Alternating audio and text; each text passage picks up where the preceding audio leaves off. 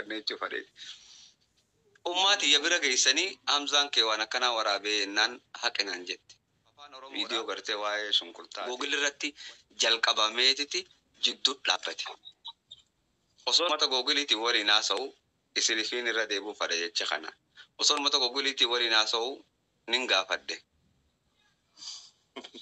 أفان أرومو نواجه بيكو أبون هريتي سنانجدا أجلي تكسين أرومو توكو أبا همتي إنو تيمتا جارس غوسا منغدو غوسا تيمتا منغديچس مي مالفا بيتا جاني أني هوري في الدوبيكا هوري في الدوبيكا هلنجي في الدوبيكا هلنجي في الدوبيكا دبي في الدوبيكا السلام عليكم جنة سلامتا ور جنتا السلام عليكم جنة سلام سبا guddaa guutuu ta'ee uumame ana waajjaa beeku abboon horiitii sinaan jedha jedhe tikseen oromoo tokko abbaa himate eenyutti mata jaarsa gosaa manguddoo gosaatitti mata manguddichis mee maal fa'a beeytaa jedhaniin ani horii fiddu beekaa horii fixxu beekaa halangee fiddu beekaa halangee fixxu beekaa saba guddaa guutuu ta'ee uumame ana waajjaa beeku abboon horiitii sinaan jedha jedhe tikseen oromoo tokko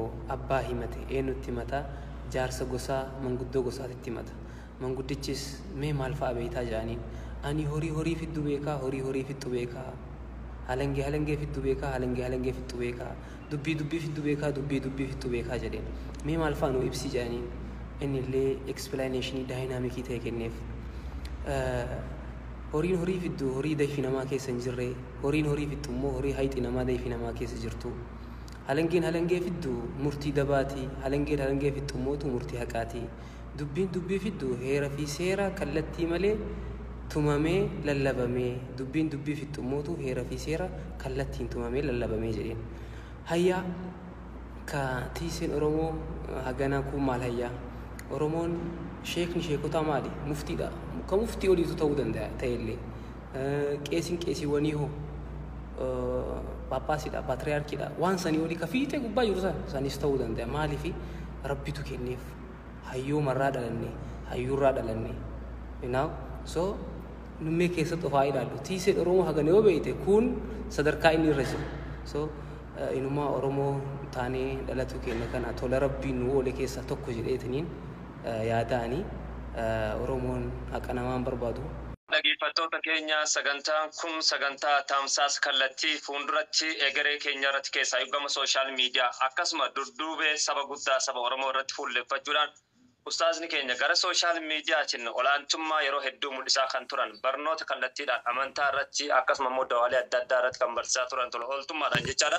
Gara dirree tiktok kanattis waa hedduu jijjiiruudhaaf seetaapilee hedduu nu sirreessuudhaaf dhiyaatanii armaan duras sagantaa adda addaa qopheessaa jiranii of duratti ammoo waan gaarii qabatanii dhufaa jiran mee kallattiidhaan ustaazni keenya ergaa akkamii ilmaan oromootii dabarsan jalqabbiin sooshaal miidiyaa maal kan jedhu isaanirraa yaada erga furanneen boodachi mootu kan itti aanutti deemna ustaaz sooshaal miidiyaan isiniif maalime ilmaan oromootiifis isiniifis kallattiidhaan ergaa dabarsaa jedha. Wallahi hedduu galatoomi madda walaabuu miidiyaa waan ajaa'ibaati na gaafatte ani sooshaal miidiyaan anaaf waan takkataniin ummata kiyyaan kaddamu social media anaaf waan takkataniin ummata kiyyaan ittiin ijabanachiisu je'eetii yaada. Fakkeenyaaf waa hedduu taniin keessa dabreetu jiran akka Hamzaat Sheedaa biritti lafa hedduu lafee hedduu hojii adda addaa hojii hedduu hoggan akkana siin jedhu lafa hedduu hoggan siin jedhu lafuma naannoo jalqabdee mana keessa maaltu jira ollaa kee akkasumatti aaliisi dhiyaattuu fi magaalaa keessa maaltu jiraadhaan jalqabde namni waa qoratu jechuudha. Gaafuma ijoollee irraa akka waan namaa dhiyeessitu na keessa jiraachuu ture. Ijoollee uummatii irraa akka waan takka uummata kiyyaaf dhiyeessuu jiraadhu. Ittiin beeku ture wanni hundumarraa na keessa jira jechuudha. Dhugaa Rabbiin isinitti hima barnoonni irra guddaan an ummata kiyyaaf dabarsu yookaan ummata kiyyaaf kannu hintii isaati kan inni argatu. Inni hoggaan siin jiru fiinta isaati keessa ka gabbu'ee ilaallatu wanta nanaa qabadha. Fakkeenyaaf amma wanta akka taniin itti milkaa'eetu jira. Taniin fuulduraas itti milkaa'aa je'ee yaaduutu jira. Maali isiin tokkoffaa ummanni kiyya akkamitti bakka tanatti wal fayyadaa je'eetii yaaduu ture. Gama saniin namarratti eeguun akka faayidaa namaaf hin qabneetu naa gale. Gama Feesbuukaatiin laffaatiin godhuu ture. Gama Yuutuubaatiin laffaatiin godhuu ture. Asirraas dhufee laffaatiin godhaa jira. Akkuma waliin agarru rakkataa keenya khalafaan dhiibamee, khalafeen dhiibamee, ka qabeenyaan rakkatee, ka gartee deebi'ii dhukkubaan rakkate asirratti wanni naan dhufeef kana bakkaaniin ga'u jira fuuldurallee bakkaaniin itti fufa. Taani namni keenya gama teknooloojii kanaan akka gartee itti fufinsa bareedaa qabaatu yaadni kiyya guddaan. Tokkoffaa sooshaal miidiyaa kanaan beekumtiidhaaf hin fayyadamu. Beekumtiidhaaf osoo fayyadame waan inni itti beekamu hedduutu jira. Akka hedduu fi yeroo hedduu fi akkaataa hedduu. Wanni inni itti fayyadamuuf ummata kana fuuldura oofuudhaaf. Ummata kana fuuldura tarkaanfachiisuudhaaf. Lamada ummanni isaanumaa fuuldura tarkaanfachiisuu kana waan yeroo hedduu ittiin miidhamanii ittiin nyaadhamaniif jecha uuma kana ofirraa shakkaa turan. Amma immoo akka isaan hin shakkine hojiidhaan hin agarsiisaa deemu. Fakkeenyaaf afaan Oromoodhaa Google irratti jalqabameetiti jidduu dhaabbate. Osoo uummata Googleetiin waliin haasa'u isinifiin irra deebi'uu fada jecha kana. Osoo uummata Googleetiin waliin haasa'u nin gaafadhe. Afaan Oromoo ni beektanii jenna maali afaan Oromoo naan jedhan. Afaan Oromoo maali? Afaan Oromoo jechuun ummata tokko Itoophiyaa keessa jiraatu kan lakkoofsi isaanii kana kan biyya san keessa afaan hanganni haasa'u lakkoofni isaanii immoo afaan ummata kana haasa'u irra guddaa ta'uudha wajjin afaan kana jennaan hedduu guddaadha garuu maaliif agaarraa hin ga'ini afaanowwan Itoophiyaa keessaa nu bira ga'an fakkeenyaaf afaan Somaalee Itoophiyaa nu bira ni jiran afaan Amaaraa nu bira ni jiran maaliif kun nu bira ga'uu dhabee jennaan namootaan irratti hojjete nagarre ka hojjete karaa dhaabee kute malee naan jedhe. Waan kana naa kan nuuni dandeessaa je'eetiin hoggusuma linkii irraa fudhadhe. Ni jalqabame alhamdulillah xumura isaa anaani geggeeffame. Kireediin immoo eenyuuf kenname isaaniif kenname. Antaraa duraatu kireedii barbaadu osoo hin ta'in hoongitii isaa bakka san naa gahuudha. Dhimmatii xiqqeeffattee bakka san keessatti akka wanti kun mul'achuu barbaadatti. Akka wanni kun mul'atu barbaaduudhaaf duraanuu kan hin kee.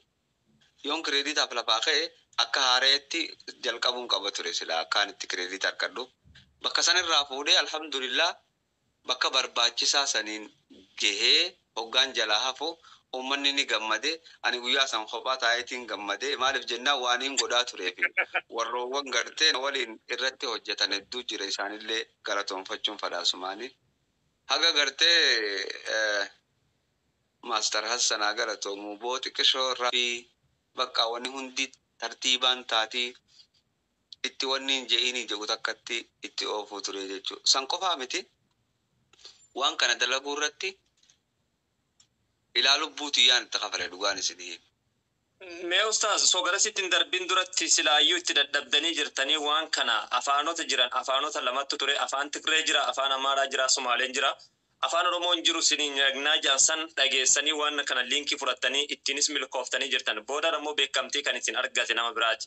Maaliif ta'ettanii yaaddan dinagdeedhaan waan kana hunkursa immoo akkamitti keessan kun dhokatee kan isaanii mul'achuu danda'e? Maaltu jira ichitiin as biratti? Wallahi gaafii ajaa'iba gaafatte.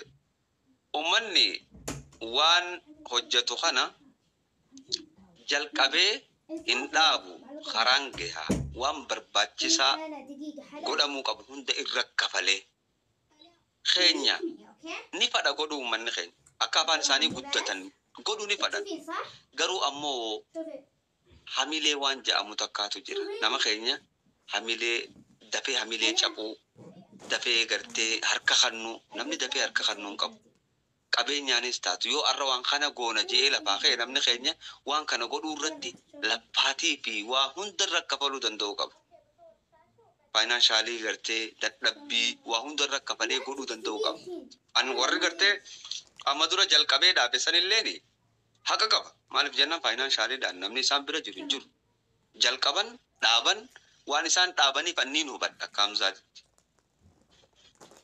waan isaan dhaabaniif hin hubadha warri jalqabee karaa dhaabees haa galatoomane hedduu dalagan garuu ammoo waan isaaniif hin mijoone hedduutu isaan dhaabsise namni keenya dafee harka kannuu fi ammallee sinsinnii waan ja'amuutu jira waan kana ni goona jee yoo lafaa ka'e sinsinniidhaan dafee fiiguu takka qaba sinsinniidhaan dafee fiiguun san akka malee isa gooti karaa maletti isa darbiti akka maletti isa darbiti waan tana namni keenya irra guddaa qaba jalqabuu ni beekan bakkaan gahuu immoo irraa booda aananii namni keenya ummanni biraa qabeenyaanis nurra hoddommaataniitii miti qabeenya nurra qabaataniitii miti nurra gartee bilisoomuu fadhaniitii miti garuu ammoo bakkaan gahuu irratti beeka bakkaan gahuu irratti namni keenya dhugaa dadhabina guddaa ni jalqaba bakkaan hin gahu waan sani gaafanii nan gartee alhamdulillah irratti bartee yeroo hedduu kannee irratti riiba dhabee haga gartee dhukkubni Hamza Shejabir dhukkubsatee malee maaliif dhukkubsatee akkamitti dhukkubsatee dhukkuba maaltu isa qabee namni beeku dhukkubni achirraa na jalqabe achirraa hin mana haakimaatti seene haga gartee mana haakimaa keessatti maaliif akkanatti turtaa guyyaa lama qofaatu du'uu si yaafee naan jedha ila hanga lubbuun rakkafaluu garuu immoo alhamdulillah arguu kiyyaaf waan sana soon jiru arguu kiyyaaf Google gubbaa yoo seentee sarchi goote afaan oromootiin hiikkachuu dandeessee jirta jechuudha alhamdulillah tumurri isii lafaatii teenyaan guutamee tumuramuudhaaf hedduu na gammachiisa fuuldurallee waa hedduu hojjanna jeetii yaada qaba yoonii fi gartee yerootti kafallee qabeenyatti goonee ammallee gaafii reefu nu gaafatan afaan oromoo sagaleedhaan maaliif hin dhufne jechuu irratti san inshaallah booda qaceellotti irratti haasofna jeetii yaada. Iyyan galatooma sagantaa tamsaasa kallattii istiidiyoo Hamza Shejabirraa keessaayyuu dhimma afaan oromootiin wal qabsisee gara sooshaal miidiyaatiin olaantummaan ilmaan oromoo murteessaa ta'uuf kaampaanicha keessatti yookaan immoo googila keessatti argamu dirqama. Kanaaf immoo yaalilee gurguddoo go'anii ittiin milkaa'anii jiran kan biraa beekamtummaa ittiin argatullee ani kophaa kiyya mana oolee ittiin gammadaa oole kan jechuun dubbatan odeessa isaanirraa dhageessanii jirtan jeetii yaada. Namoota 123 ayyala jiran of duratti immoo sagantaalee gaggaarii dirree kanaan akka dhufan nu ibsanii jiran. Mee ustaaz asirratti viidiyoolee hedduu barsiiftanii jirtan keessaayyuu bara 2019 natti fakkaata duuba deebi'ee dhimmoota fayyaa irratti jecha. Viidiyoolee keessan keessaa kamturraa viyuu guddaa argate yookaan immoo daawwattoota hedduu argate kamitti gammaddan of duuba deebitanii yaaddattu? Sababbiin isaa maali? Bagana gaafatte gaafii tana viidiyoo hedduun hojjedhe viidiyoon hedduun an hojjedhe san keessaa video takka inumaatu haga gartee namni waan biraatti fudhatee addunyaarraa rabbii fi nabi muhammadii gaditti waan inni itti amanu gaditti ummatiyyaan jaaladha kabajaas ummaantiyya waan feete dhiisi yoonaan jette haga ammaan isirra guddoodhaa miti ummatiyyarra yeroo hunda ummatiyyaaf ajajamaadha ummaantiyya osoo nana reeda qabu gatteessee hoggattaa huccuu naa dhiqinaan kabajaan isii qaburraa ummatiyyarra takkaa guddadheen beeku isif huccuun hin dhiqa jechuun sheekha jee takkaa isa ummati ya bira geessanii Hamzaan kee waan akkanaa waraabee jennaan haqinaan jette viidiyoo gartee waa'ee shunkurtaati barnoota guddaa qabdi ibin keessaafuu namootan waa'ee rifeensi keessan dhumuu irratti shunkurtaa isin ittiin na arrabsitan san rifeensi kiyya gaafa dhumete rifeensa kiyya ilaa as fiddeenaa guutte isiidha laalu dandeessan rifeensa kiyya turte tan waan bareedduu view bareedduu argatte tan biraa ammoo sanuu view bareedduu na arrabsuudhaaf argattee beeke arrabaani view argatte taan ammoo ambarnoota afin godhe arrabaan deebisaan naa deebite. Ta'ammoo view guddaa argatte viidiyoo namni miliyoona 67 laaleetu jira. Still now Ethiopia. Assalamu alaikum janne salamta warra jannata. Assalamu alaikum janne salam.